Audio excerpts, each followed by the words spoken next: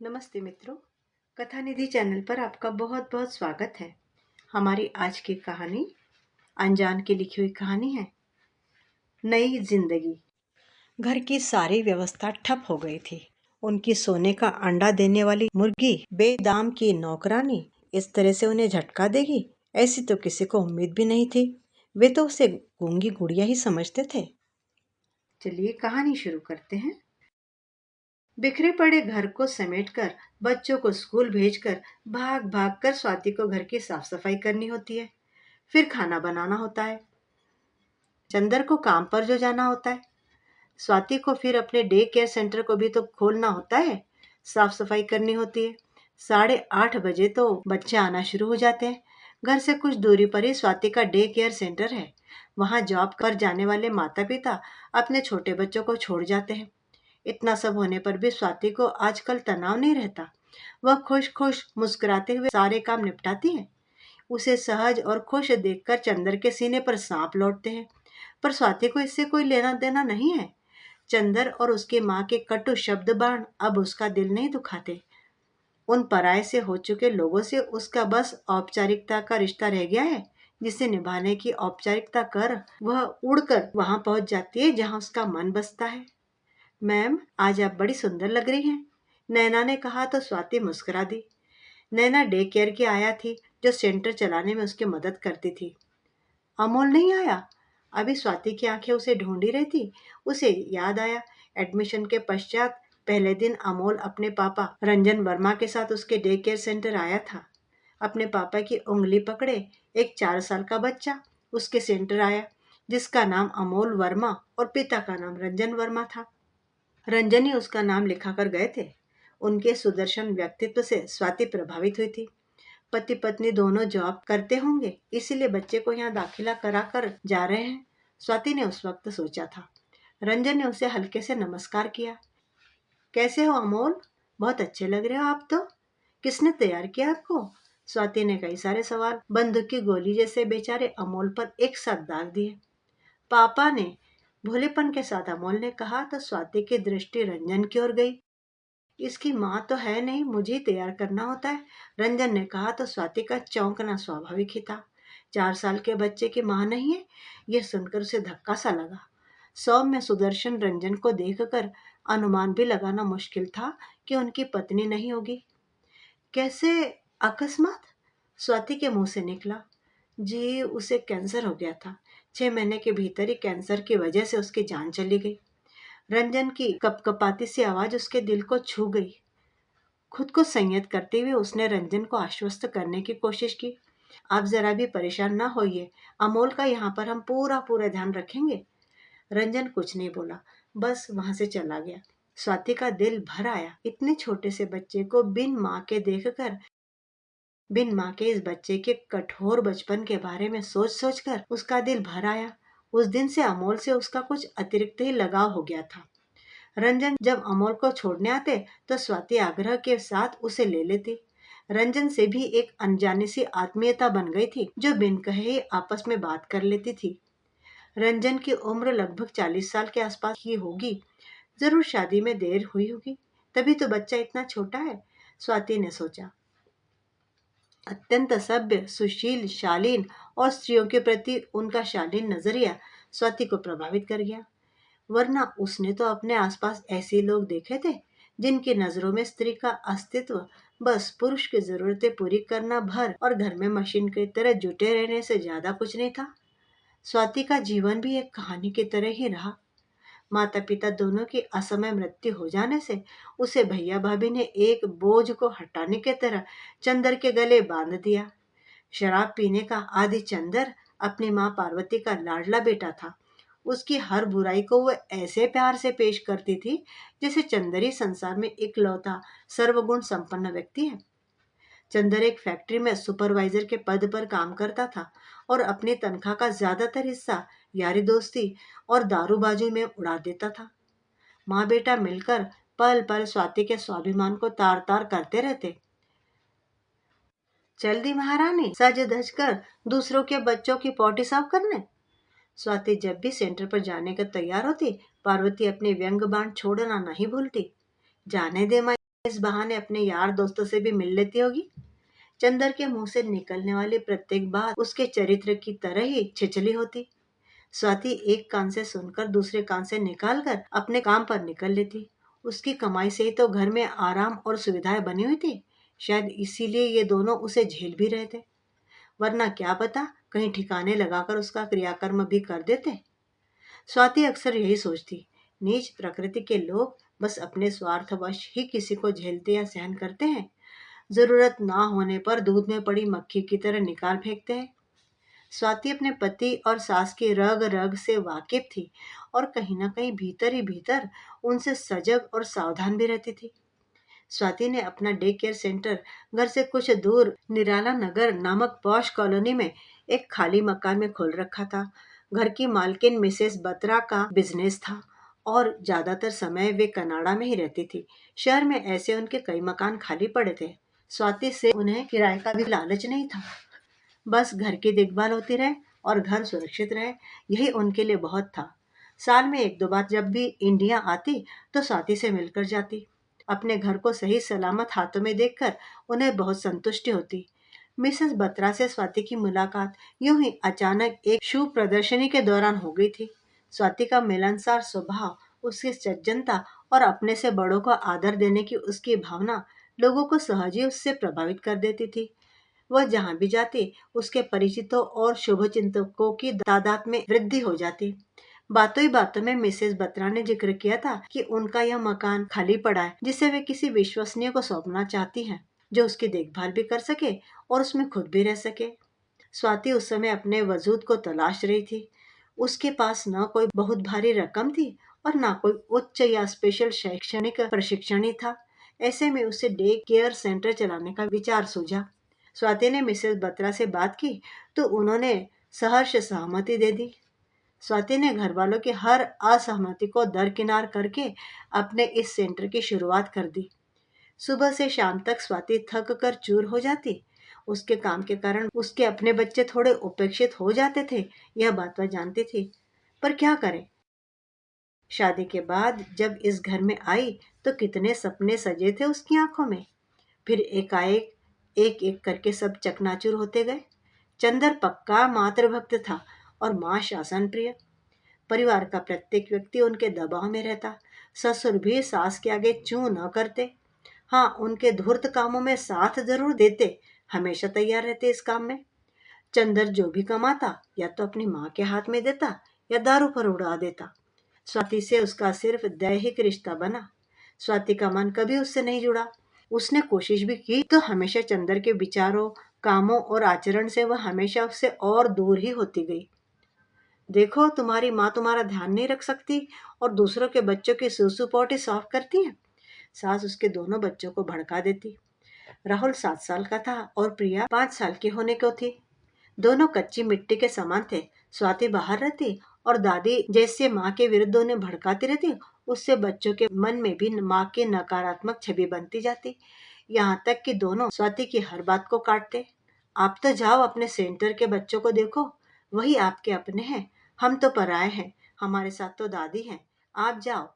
प्रिया और राहुल को आभास भी न होता कि उनकी बातों से स्वाति का दिल कितना दुखता था। ऊपर से चंदर खाना, चाय, जूते, मोजे, कच्छा, बनियान सब मुंह से आवाज निकालते ही उसको हाजिर चाहिए रहते थे। बिस्तर से उठते ही यदि चप्पल सामने ना मिले, स्लीपर सामने ना मिले तो हल्ला मचा देता। स्वाति को बेवकूफ, गवार हर तरह की संज्ञाओं से नवाजता और खुद रोज शाम को बदबू मारता नशे में लड़खड़ाता हुआ घर आता। यही जिंदगी थी स्वाति के घर की। अपनी छोटी छोटी जरूरतों के लिए भी मोहताज थी वह। ऐसे उजड़ लोग, आत्मसम्मान किस चिड़िया का नाम होता है वे जानते ही नहीं थे। तब स्वाति को मिसेस बत्रा मिली और उसे आशा की किरण दिखाई दी। इसी आपाधापी में उसके डे केयर की शुरुआत हुई। अब तो बच्चे भी बहुत हो गए, जिनमें अमोल उसे कुछ विशेष प्यारा था। उसके पिता रंजन वर्मा से उसका एक आत्मीय रिश्ता बन गया था। जब से उसे पता चला कि रंजन की पत्नी की कैंसर से मृत्यु हो चुकी है, अमोल एक बिन माँ का बच्चा है, तब से अमोल और रंजन दोनों के प्रति उसके दिल में एक खास जगह बन गई थी। हालांकि रंजन के प्रति अपनी मनोभावना को उसने अपने दिल में ही छुपा रखा था, कभी बाहर नहीं आने दिया था। अपनी सीमा की जानकारी उसे थी। यहाँ व्यक्ति का चरित्र आंकने का बस यही तो एक पैमाना है। मन की इच्छाओं को दबाते रहना, जो हो वह नहीं दिखाना, बस एक पाक साफ आदर्श छवि बनी रहे तो कम से कम दोहरे मापदंडों वाले समाज में सिर उठाकर जी तो सकते हैं, वरना तो लोग आपको जीते जी मार डालेंगे।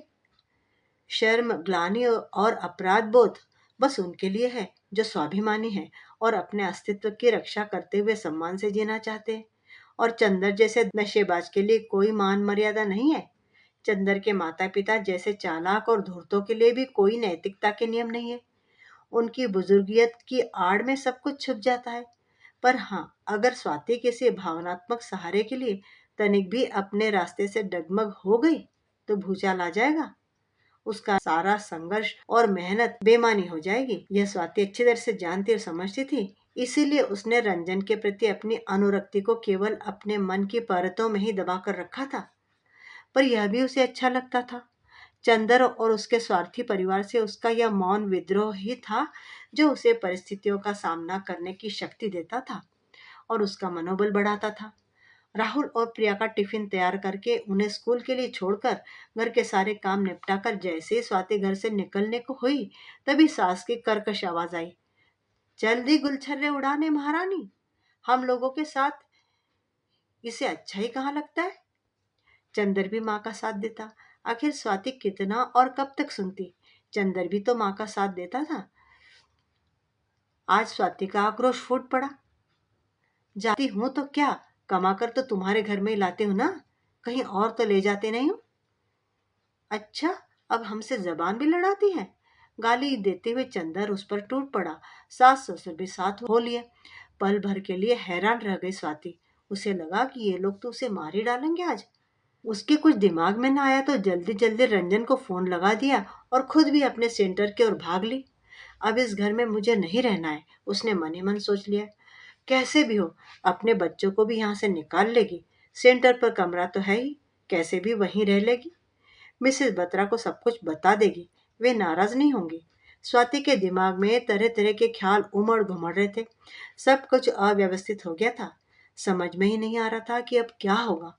सेंटर पहुंचकर कुछ देर में स्वाति ने खुद को सहज कर लिया। उसके फोन लगा देने पर रंजन भी वहां आ गया था। रंजन के आत्मीयतापूर्ण व्यवहार का आश्रय पाकर वह कुछ छुपा नहीं पाई और सब कुछ उसके सामने खोल के रख दिया। अपने हालात, परिस्थितियां, बच्चे, सब कुछ।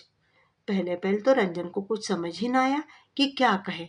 एक शादीशुदा स्त्री की निजी जिंदगी में इस तरह दखल देना सही भी होगा या नहीं। फिर भी स्वाति की मनस्थिति को देखकर रंजन ने कहा, कोई परेशानी या जरूरत हो तब वह उसे याद कर ले, और अगर उसकी जान को खतरा है तो वह उस घर में वापस न जाए। रंजन का संबल पाकर स्वाति का मनोबल बढ़ गया। उसने मन में दृढ़ निश्चय ही कर लिया कि अब वह वापस उस घर में नहीं जाएगी। रहने का ठिकाना तो उसका यहाँ है ही, यहीं रहकर अपना सेंटर चलाएगी। कुछ दिन नैना को यहीं रोक लेगी अपने पास। उस दिन स्वाति घर नहीं गई। उसका कुछ विशेष था भी नहीं घर में। जरूरत भर का सामान, थोड़े बहुत कपड़े बाजार से ले लेगी। उसने पक्का निश्चय कर लिया था, बस अपने आप को काम में झोंक देगी। स्वाति ने अपने डे केयर को प्ले स्कूल में और बढ़ाने का सोच लिया। कैसे अपने काम का विस्तार करे, बस इसी योजना में उसका दिमाग काम कर रहा था। स्वाति के चले जाने के बाद घर की सारी व्यवस्था ठप हो गई। स्वाति तो सोने का अंडा देने वाली मुर्गी थी।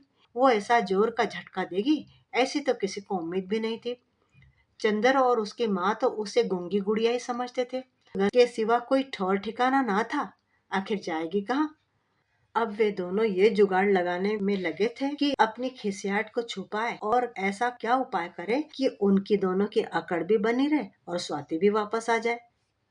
माँ के चले जाने पर बच्चे राहुल और प्रिया को भी घर में उसकी अहमियत का पता चल रहा था। जो दादी दिन रात उन्हें माँ के खिलाफ भड़काती रहती थी, उन्होंने उनका टिफिन तक नहीं तैयार किया। 2 दिन तो स्कूल भी मिस हो गया।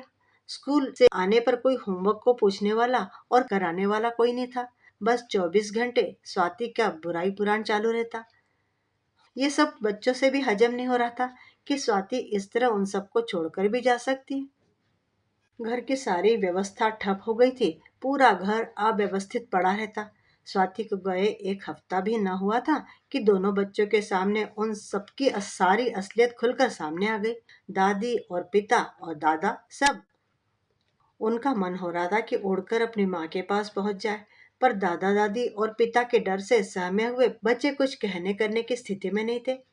एक दिन दोनों स्कूल गए तो लौटकर आए ही नहीं, बल्कि स्कूल से सीधे अपनी माँ के पास ही पहुंच गए। सेंटर तो उन्हें मालूम ही था। स्वाति को तो जैसे मुंह मांगी मुराद मिल गई। उसके कलेजे के टुकड़े उसके सामने थे। कैसे छाती पर पत्थर रखकर उन्हें घर पे छोड़कर आई थी, ये वही जानती थी। चंदर और स्वाति के सास ससुर बदले की आग में झुलस रहे थे। सोने का अंडा देने वाली मुर्गी और घर का काम करने वाली नौकरानी उन्हें पल भर में ठेंगा दिखाकर चली जो गई थी। बेइज्जती की आग में जल रहे थे वे तीनों। चंदन किसी भी कीमत पर स्वाति को घर वापस लाना चाहता था।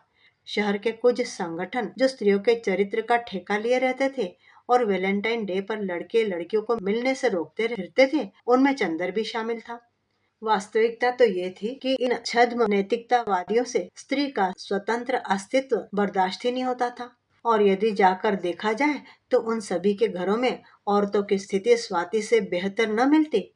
स्वाति के चरित्र पर भद्दे आरोप लगाता हुआ अपनी स्त्री अस्मिता रक्षा संघ के नुमाइंदों को लेकर चंदर स्वाति के डे केयर सेंटर पहुंच गया। ये देखकर स्वाति घबरा गई। उसने रंजन को, अपने सभी मित्रों को और बच्चों के माता पिता को जल्दी जल्दी फोन किए। सेंटर के बाहर दोनों गुट जमा हो गए। रंजन भी पुलिस लेकर आ गया था। दोनों पक्षों की बातें सुनी गई। स्वाति ने अपने ऊपर हो रहे उत्पीड़न को बताते हुए महिला उत्पीड़न और घरेलू हिंसा के तहत रिपोर्ट लिखवा दी। रंजन, उसके दोस्त और बच्चों के माता पिता सभी स्वाति के साथ में थे। पुलिस ने चंदर को आगे से स्वाति को तंग न करने की चेतावनी दे दी और आगे कुछ अवांछित करने पर हवालात की धमकी भी दे डाली। चंदर और उसके माता पिता अपना सा मुंह लेकर चलते बने। स्वाति ने सोच लिया था कि अब वह चंदर के साथ नहीं रहेगी। अपने जीवन के उस अध्याय को बंद करके अब वह एक नई शुरुआत करेगी, नई जिंदगी जीने का प्रयास करेगी। शाम का धुंधलका छा रहा था। स्वाति अकेली खड़ी डूबते हुए सूरज को देख रही थी। सामने से रंजन आ रहा था, अमोल का हाथ पकड़े हुए। अमोल ने आकर अचानक स्वाति का एक हाथ थाम लिया और एक हाथ रंजन ने थाम लिया। राहुल और प्रिया भी वहीं पर थे। अब वे सब साथ थे, एक परिवार के रूप में मजबूती से एक दूसरे का हाथ थामे हुए, एक नई शुरुआत के लिए और हर आने वाली समस्या का सामना करने को तैयार, नई जिंदगी का स्वागत करने के लिए। अभी आप सुन रहे थे कहानी नई जिंदगी। उम्मीद करती हूँ कि आपको कहानी अच्छी लगी होगी। कहानी के बारे में अपनी राय जरूर कमेंट बॉक्स में लिखिएगा और कहानी अच्छी लगी हो तो लाइक भी कीजिएगा। चैनल पर नए हैं तो चैनल को सब्सक्राइब जरूर कर लीजिएगा। कहानी सुनने के लिए धन्यवाद। आपका दिन शुभ हो।